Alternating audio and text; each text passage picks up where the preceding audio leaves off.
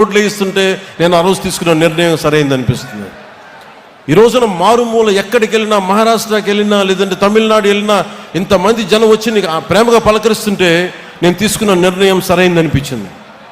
ఈ రోజున నేను కష్టాల కొలిమిలో నుంచి నలిగి వచ్చాం మనందరిలాగే. సో అందుకని ఇక నుంచి ఇన్ని సంవత్సరాలు నేను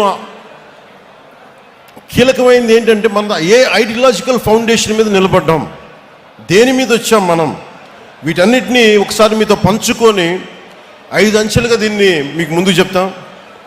ఒకటి, మన ఐడియాలజికల్ ఫౌండేషన్స్ ఏంటి, మనం ఎలాంటి ఒడిదుడుకులను తట్టుకొని వచ్చాం, అలాగే మూడోది భవిష్యత్తులో మనం ఏం చేయాలి, ఎలాంటి ఒడిదుడుకులను ఎదుర్కోబోతాం, వాటికి ఎలా సంసిద్ధంగా ఉండాలి, నాలుగోది ఐదోది చిట్ట చివరిది, భవిష్యత్తులో ఇంకొక సమీప భవిష్యత్తులో మనం సంస్థాగత నిర్మాణాన్ని ఎలా చెయ్యాలి అని పంచుకోవడానికి నేను ఈ రోజున ఈ సభను పెట్టడం జరిగింది.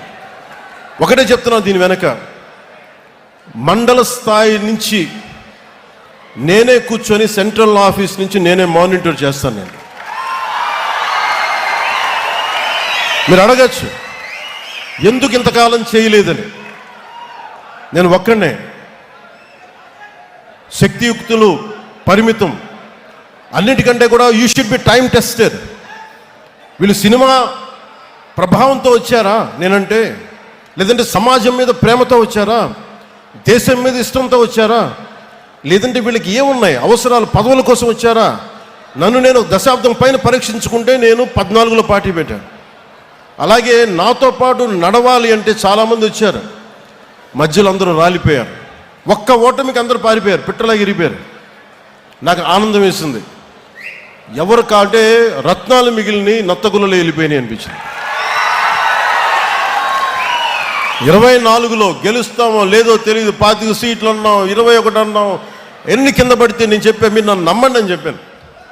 ఎంత రిస్క్ అంటే నాకు స్వార్థం లేదు, నా దేశం బాగుండాలి, నా నేల బాగుండాలి, నా మనుషులు బాగుండాలి, మా అన్నదమ్ములు, మా ఆడపడుచులు, మా అక్కచెల్లెళ్ళు బాగుండాలని కోరుకుంటాను తప్ప నా గెలుపు ఓటమి నాకెప్పుడు తెలీదు. కానీ ఒక బలమైన నిర్ణయం తీసుకొని అండదండలతో ఉంటే ఒక అలయన్స్ ఫామ్ చేసాం. ఈ రోజున వేదిక పైన ఇంతమంది కూర్చున్నారు, ఇంత పదవులు వచ్చినాయి అంటే మనం విడిగా వెళ్ళిపోతే వచ్చిండేదా రాదా అనేది అది ఎప్పుడు ఒక డిబేట్. అది నేను ఛాన్సెస్ తీసుకోదలుచుకోలే. ఐడియాలజీ అని చెప్పి ఒక పొలిటికల్ వ్యూహాలు లేకుండా, ఒక రాజకీయ వ్యూహాలు లేకుండా కేవలం ఐడియాలజీతో మాట్లాడి అడవుల్లో హతమైపోయిన వ్యక్తులు ఉన్నారు. పార్టీలు పెట్టి మొత్తం వెళ్ళిపోయిన వాళ్ళు ఉన్నారు. నేను అలా అనుకోలే.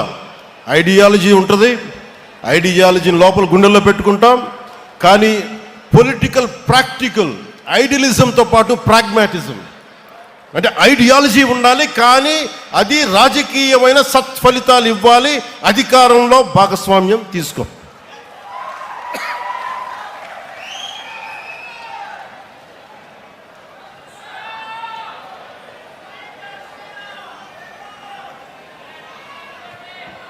అంటే ఇవన్నీ చేసేటప్పుడు ఎలా ఉంటుందంటే, ఒక పార్టీని నడిపే, బాధ్యతలు నడిపే వ్యక్తిగా చాలా ఇబ్బందులు ఉంటాయి.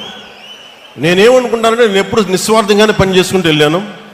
సత్ఫలితాలు ఇవ్వాలి, నేను దారి దోపిడీలు చేయలే, కాంట్రాక్టులు తీసుకోవాలా. మరి నా ఉద్దేశం ఏంటంటే మీరందరూ బాగుండాలి, మంచి నిర్ణయం ఉంటుంది, ఇదే నమ్మాను. దానికి తగ్గట్టుగానే మీరందరూ నిలబడ్డారు, నన్ను అర్థం చేసుకున్నారు. 2019 నుంచి